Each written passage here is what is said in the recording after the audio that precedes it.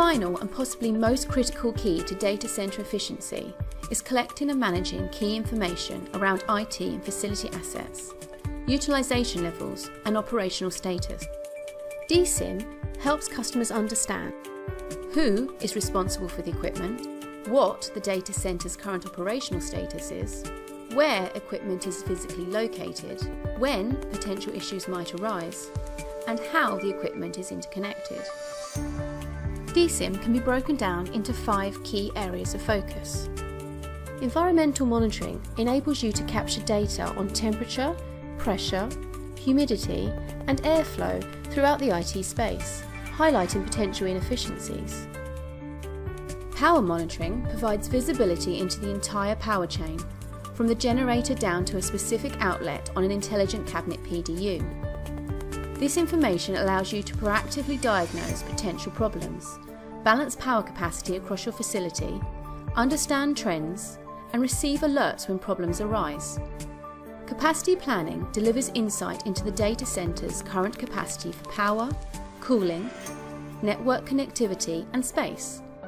This data allows for optimization of the current IT asset layout, which can free up stranded capacity and accurately forecast when current capacity will run out. Asset management allows you to easily maintain a centralized database that houses all of your IT and facility asset information, including where a particular asset is located, how it is connected in relation to other assets, who owns it, and maintenance coverage information. Change management creates an automated process for move, add, and change work with real-time tracking of work orders. This improves employee productivity, creates a repeatable, streamlined process, and assists with compliance. Selecting DSIM hardware and software to meet your specific business requirements can be challenging. Define your needs and consider the interoperability of components and subsystems within your solution. Establishing a hardware roadmap and a business process is essential to achieving an ROI with a DSIM solution. Annexter can help ensure that the requirements of different departments are addressed and that the proper hardware foundation is in place to enable a smart DSIM deployment. Annexter's infrastructure as a platform not only addresses DSIM and the other key data center technology areas, it also helps to solve the challenges of project deployment, facility assessment, and controlled repeatability.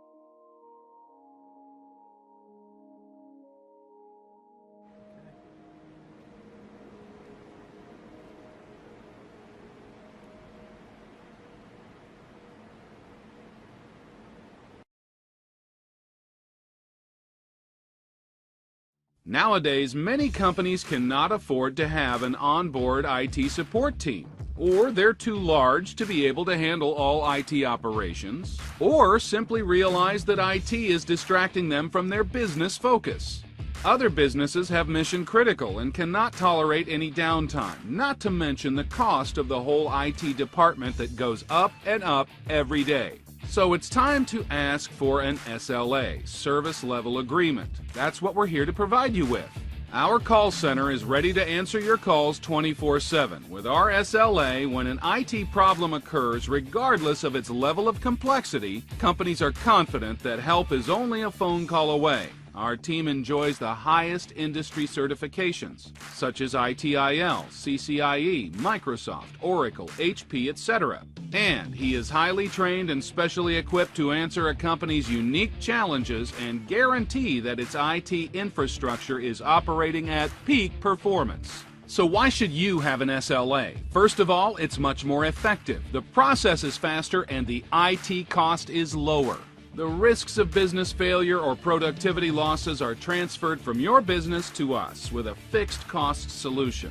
An outstanding level of your IT infrastructure performance, service, flexibility, and reliability is guaranteed. And you can finally focus on the core of your business. Now, what does the SLA cover? In general, anything. Your entire IT infrastructure will be covered. We maintain each of your hardware, devices, software, and operating systems.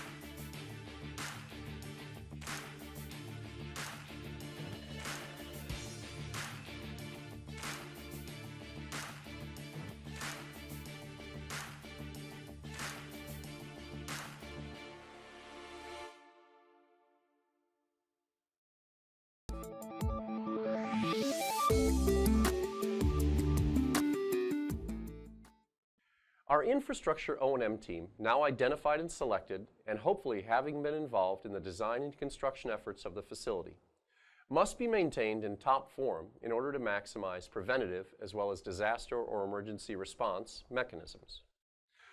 This is where the gray line between personnel and process begins. The most efficient manufacturing corporations employ lean or Six Sigma efforts that provide for an efficient, routine, repeatable process that maximizes output and minimizes input or waste and effort. Similarly, our processes must also be optimized to ensure value and uptime, our output, while minimizing expenses and risks. Our processes can be generally broken down into one of three categories: SOPs, MOPs, or EOPs, which are abbreviations for Standard Operational Procedures, Methods of Procedure, and Emergency Operational Procedures, respectively. Let's take a look at each of these items in turn. An SOP, as you might expect, dictates what efforts or exercises are done, how often or when they are done, and how they are done. SOPs cover, or should cover, essentially all routine or regularly executed efforts in the spectrum of O&M activities. Such types of items would include safety, security, personnel training, inventory, vendor, or change management and preventative or predictive maintenance, communications, change process, and finally, and most importantly, documentation of all of the above. While this should not be considered an exhaustive or complete list, it certainly represents the most critical and common components of data center SOP efforts. Let's take a look at each of these in turn. Safety speaks primarily to the mandatory and optional procedures put in place in any given location that are intended to protect human life and limb. Safety must always be the overriding concern in any situation. Mandatory components would include items such as those required by local, state, or federal law, those items stipulated by code, such as the NEC or National Electric Code, the NFPA or National Fire Protection Association, or OSHA, the Occupational Safety and Health Administration. Optional procedures are those requirements incorporated by any given company or entity beyond those minimum stipulated routines as required by law. Various components of safety include proper PPE, personal protective equipment, such as hearing protection, eye protection, or hard hats. Availability of MSDS or material safety data sheets. This is information that a facility will have on file for hazardous or potentially hazardous materials or equipment, such as lead-acid battery strings. Spill kits which contain cleaning and absorbent materials, as well as quantities of basic materials, typically calcium and/or sodium carbonate. And eye wash or shower stations to wash off hazardous materials in the event of a spill or other accidental contact.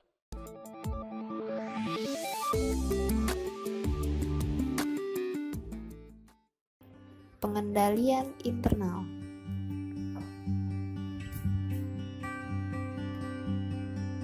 Untuk mengarahkan operasi perusahaan dan mencegah penyalahgunaan sistem, salah satu bagian dari pengendalian internal yaitu preventive control. Preventive control, suatu langkah pencegahan yang diambil sebelum keadaan darurat dan kehilangan.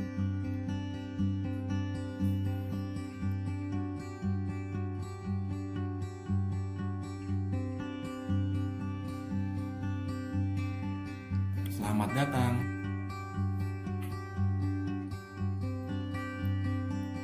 Pertama, Anda akan diperiksa oleh petugas keamanan data center. Silakan tukarkan kartu identitas Anda dengan kartu visitor di bagian keamanan.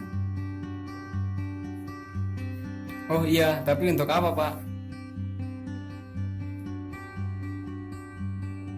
Agar tidak sembarang orang bisa masuk ke data center, karena terdapat data-data penting di dalam gedung.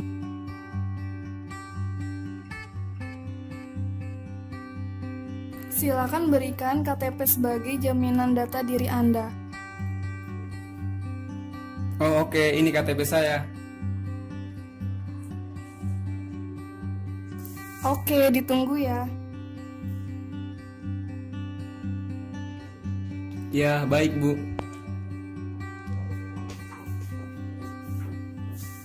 Ya, ini adalah kartu identitas pengunjung kamu. Terima kasih.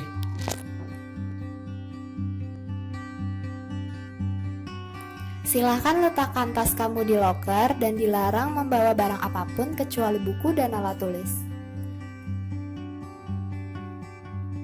Kenapa tidak boleh membawa barang ke dalam data center?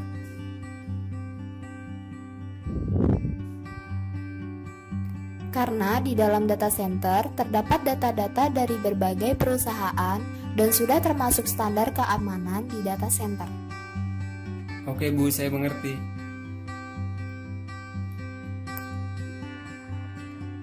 Dan kamu akan ditemani karyawan dari data center untuk memberikan penjelasan atau arahan kepada kamu selama tur pengenalan data center berlangsung.